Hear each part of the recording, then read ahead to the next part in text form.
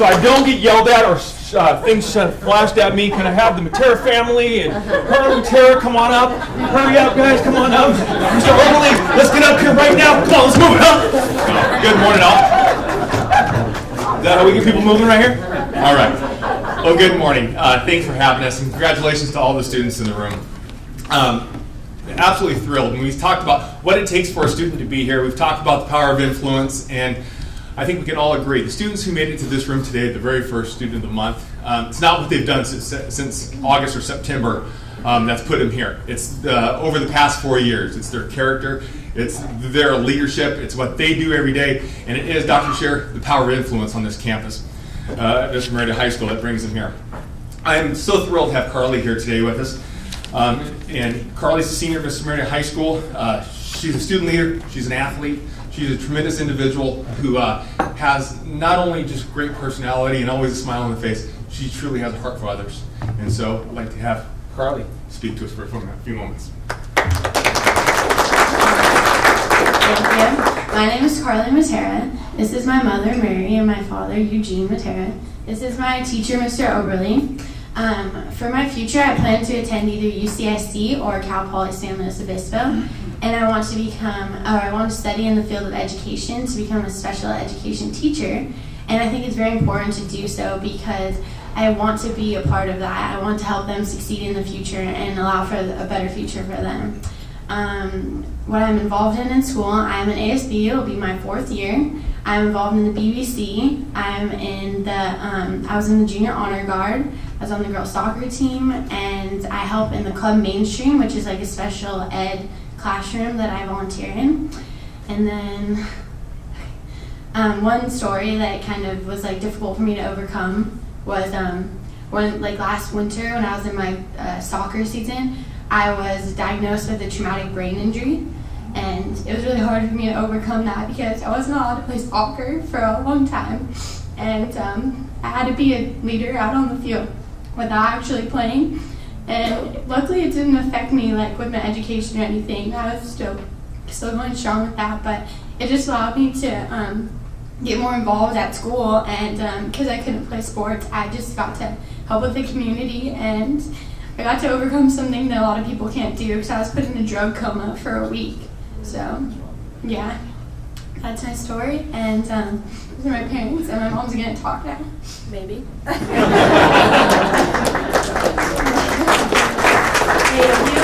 We're very proud of Carley. She's accomplished all this on her own. We really haven't had to do much at all because she's a go-getter, and I'd like to thank everybody, especially Mr. Oberly, for his patience with Carley and his sense of humor with Carley. We're so proud of her and look for great things from her. Thank you.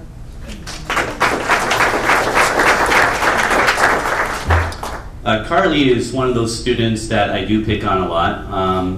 I don't make it a habit, Dr. Scheer, so please don't fire me. But she is a very shining star at our campus. She stands out not because of just her academics, but because of her wonderful attitude and her willingness to work hard and to just go after everything with such gusto. And it's a pleasure to be here representing Carley. Thank you.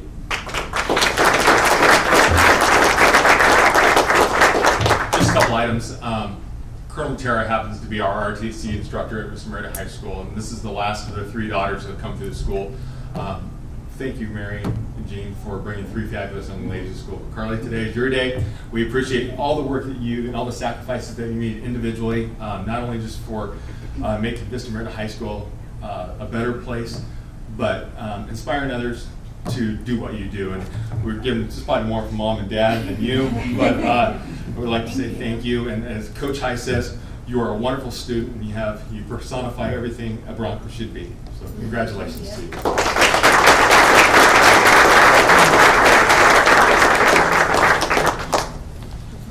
Our next student is Garret Reynolds. Garret, could you join me, please? Bring your folks up. Ms. Gonzalez.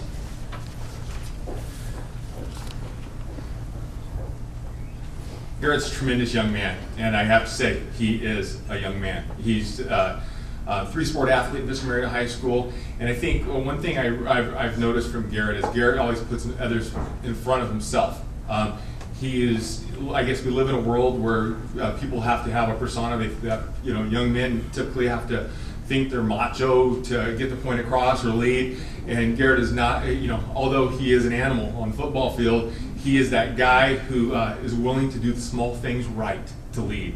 And it's not about him. It doesn't have to pound his chest out there on campus. He leads by example, and oftentimes finds time to make sure other people are recognized. And I think if I look back over the past 4 years and getting to know Garret a little bit, I couldn't have been more prouder than last week. Oftentimes people, when given the opportunity to be recognized or recognize others, some people don't really look forward to that opportunity or take advantage of that opportunity. And just a small little thing, he didn't even realize it probably this past week at a pep rally, but to be able to take command over a couple thousand students, peers, just impromptu and make it happen, I think that's extraordinary power from a young person. And I know I'm over my 30 seconds, so Garret, I'm so proud of you and seeing how far you've come.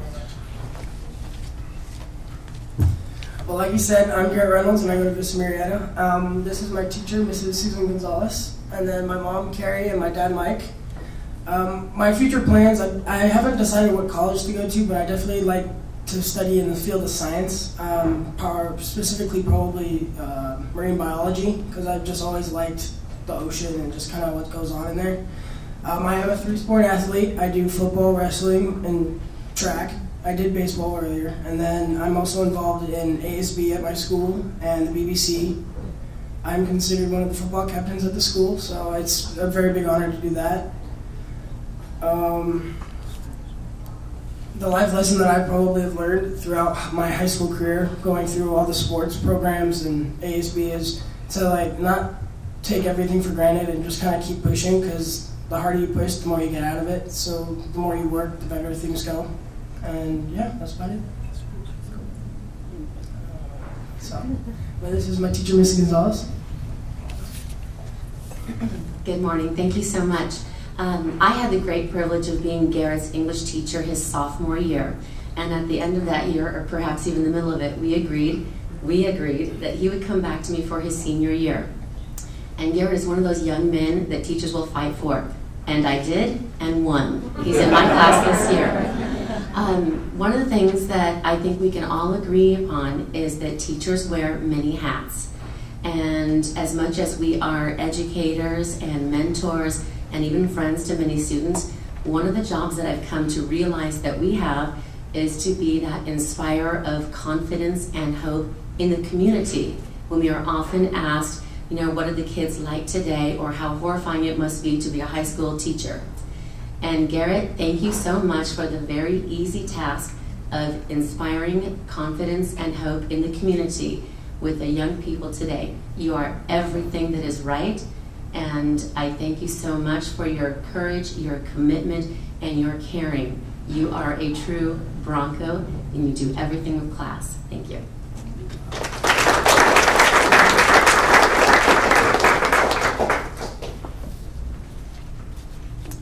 I think when you are a parent and you're raising your children, we hope that they're going to become good students, good friends, good siblings, have good health, and Garret exemplifies all of those things in our family.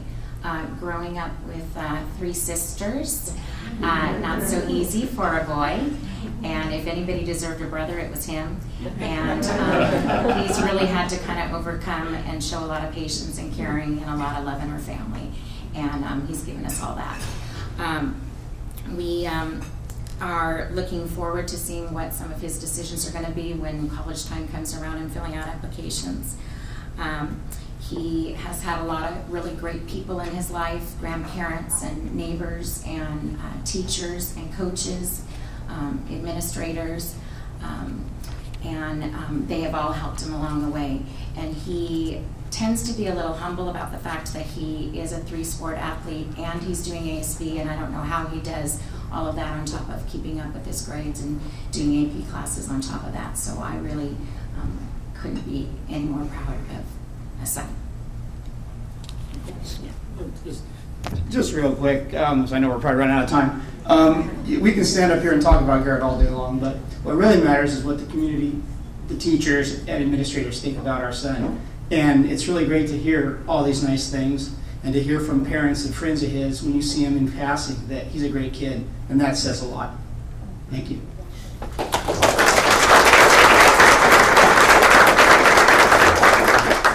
Garrett, here's a little token for you from our staff.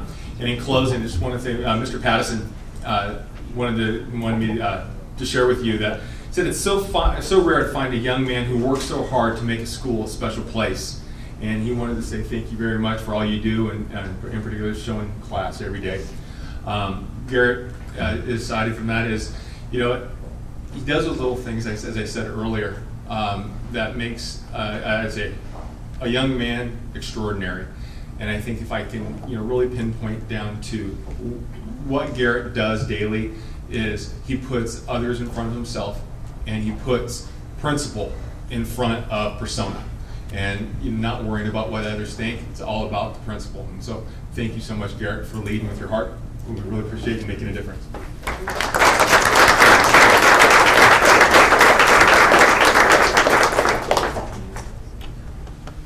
Who's next? I'm sorry. I can't see that far.